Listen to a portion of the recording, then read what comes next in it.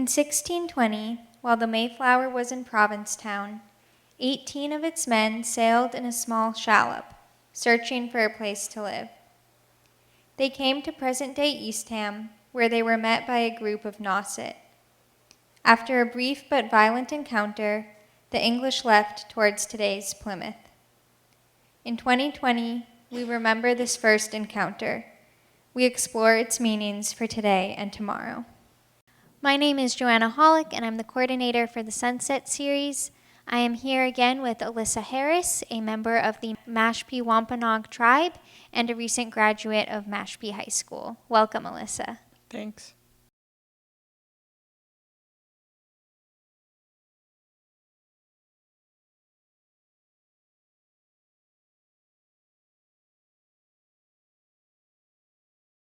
Is there anything you want to say about maybe some of the differences between some of the more traditional things that may be shown at Plymouth Plantation and your life when you're not at work? Well, like you said, a lot of people think we still live that way. It's not that people don't want to, it's that it's illegal because I think it was 1930, it became illegal to live in a home that doesn't have running water or electricity because it can't be taxed. But even though it was illegal at that time, people are still living in those homes until the 1970s. So that's one of the main reasons why people don't live like that today. And then also my regalia, I only wear it at POW or at work, but if I were to wear it out in public, I would definitely get a lot of stares.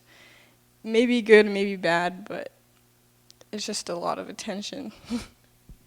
So if you could choose between living a so-called like more modern lifestyle or living more traditionally in a traditional home or traditional dress, would you choose? Which one would you choose?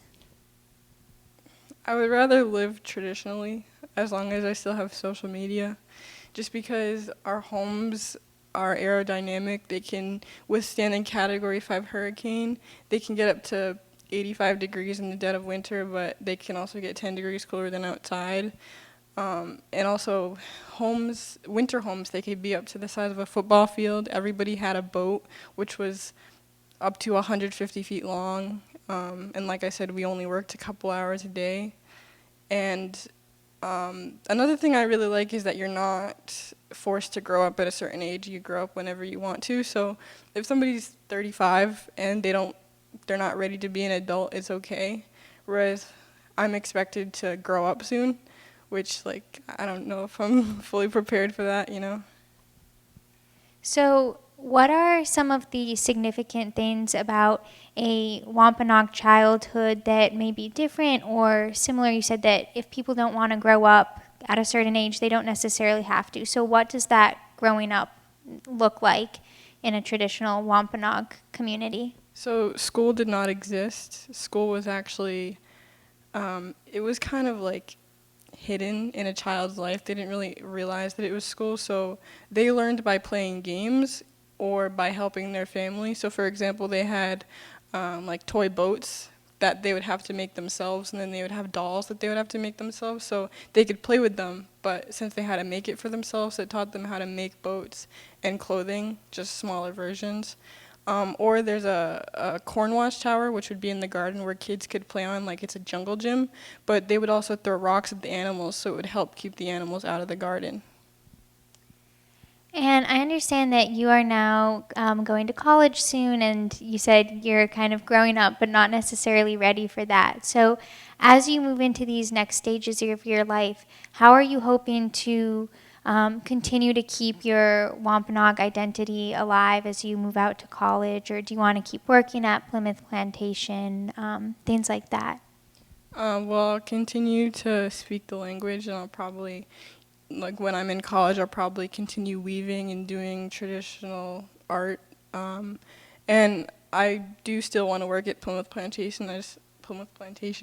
I just don't know if I can, since it's kind of far away from where I'm going to college. So you mentioned that one of the only times you wear your regalia now is when you're at Plymouth Plantation. Are there other times that you wear it? Yeah, so I have one that I wear at Plymouth Plantation, then I have my own that I wear at Powwow. So the one at Plymouth Plantation, really anyone can wear, whereas the one I have at Powwow, it's specifically for me. And can you describe your regalia? So my personal one actually is painted. It has tulips on it because my native name is Tulip Blossom. So that's where the idea came from. But the way that a regalia is made is it's made of deer skin, and then it's tanned with the brain of a deer because one deer's brain has enough tannic acid to tan just its own hide. And the brain is mixed with corn because corn is the softener, and it's made into a paste, and then the skin is smoked, so then it's tanned, and then it makes it nice and soft. And even though my actual regalia is made of deer skin, my moccasins would be made of moose, just because the skin is a lot tougher. And who makes the regalia? Well, my cousin actually made it. If I were an adult back then, being a Wampanoag, I would have to know how, because an adult for a Wampanoag person is somebody that is self-sufficient and knows how to survive on their own. And so when you mentioned that you wear it to powwow and to at Plymouth Plantation, traditionally, when was the regalia worn? So it's worn every day. That's traditional clothing. It's just that it would change based on the seasons. So my regalia, it's two pieces. It's a skirt and a mantle, so just for my top and bottom. So during spring and fall, that's just what it would be. In winter, I would have probably leggings, which are just like pieces of leather that grow on my legs. And then I would also have a coat, and I could probably have bear fat on my skin to keep me warm. But in the summer, actually, we would only wear a skirt, whether you're a woman or a man. So women would be topless, and that would be completely fine. So is the regalia for women and men relatively similar, or is it very different? For men, it can be similar, but then also they can just wear a breechcloth. But I've seen men wear regalias that look similar to women's also. And is there a difference between what children and adults normally wear? They look pretty similar. So what is the family structure of a traditional Wampanoag family? Like you mentioned, some of the houses that they lived in could be very large. Did the entire family live together? So it's a matrilineal society. So in the winter, you would live with your extended family on the mother's side, but only in the winter. And there could be, on average, 150 people in an extended family, up to maybe even 300. But then spring, summer, and fall, you'd live in a summer home, which would only be your nuclear family, so just parents and 2 or 3 kids. But the head of the household would be the elder woman, and woman in Wampanoag, Matumwasas, actually means one with final say. So elder women were the most important people in the community. And as the elder women who took on these important roles, what were some of their duties or some of the respect that they got from other people for being kind of the head of the household?